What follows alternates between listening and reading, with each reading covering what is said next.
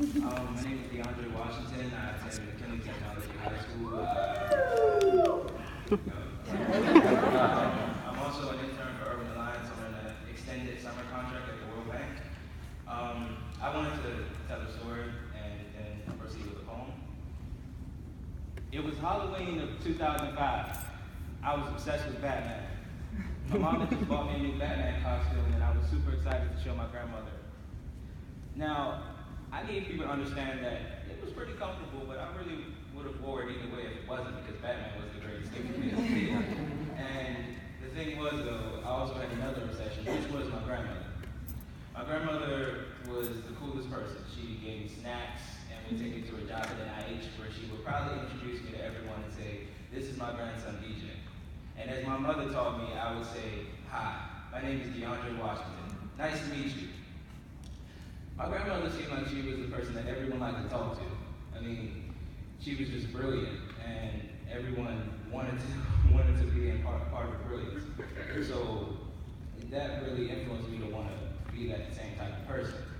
She is one of the most important people in my life, one of my biggest providers, and mainly that comes with the snacks. So as you can imagine, I was super excited to show her my new Batman costume. But when I walked into a hospital room and I tried to speak to her, it was difficult to know that the woman who proudly introduced me and who adored me didn't even know my name. This was a pivotal moment for me because at the age of 7, my mom was pregnant with my younger brother, and things were just starting to change. And everyone had to step up and make a mark in this family to help my grandmother. So I felt like I needed to step up too. My grandfather and my mom became primary providers and caretakers for my grandmother, brother, and myself. And I just realized that my brother would not get the same experience that I had with my grandmother because she was losing herself. And I didn't want my brother to see this and realize at a young age that he wouldn't have this feeling that I get every time I see her. So I just decided, how about I just be for my brother what my grandmother was for me? I took him wherever I was, even though sometimes I really didn't want to. I had to pick him up from school, I had to just do everything for him, and it was very hard because he was already dealing with the fact that my mom was a single parent. So a father not being there is just a little bit, it's a little harder to raise a boy into a man without a father. So I had to do that, and I was already dealing with it myself because I didn't have my father either. So I just tried, and it was really hard. It still is hard, but it also taught me about being a leader in my community. Because I don't need a father to teach me how to be a man. All I need is myself and the people around me.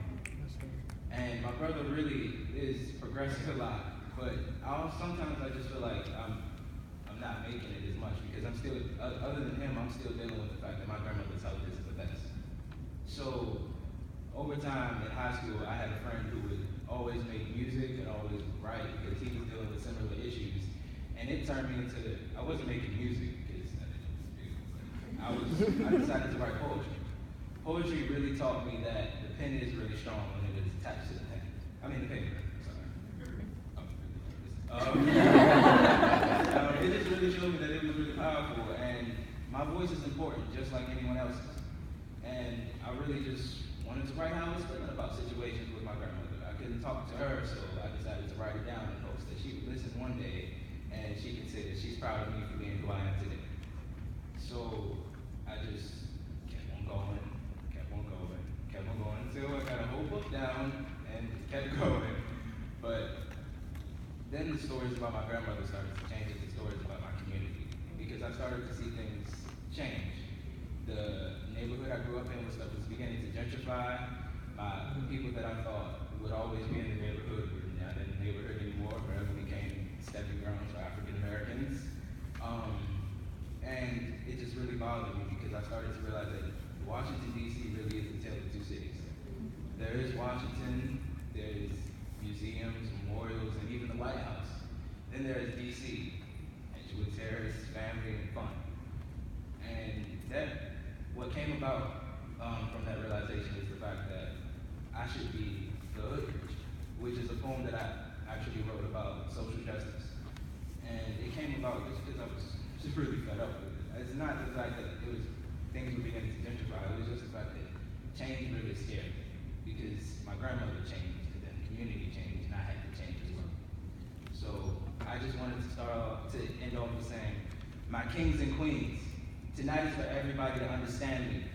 I work hard for unity within our communities because I come from nothing but family. So I'm cutting off these excuses you try to hand me while steady asking this question: are we free, or is conformity the only road that is my destiny?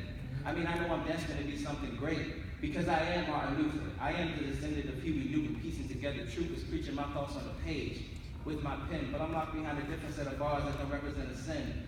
I represent the new breed of leaders that want change, and we all know from past experiences that it won't come without feeling pain. So forget these chains, because that isn't who I am. Forget this suit, because it doesn't justify whether or not I'm a man. The real justification should come from what I stand for, and that shouldn't show you what's in store for me. Because I'm not sitting in the jail giving title to peace, even if the only thing I stand for is peace. I just want you all to listen to me speak as I spit my decree.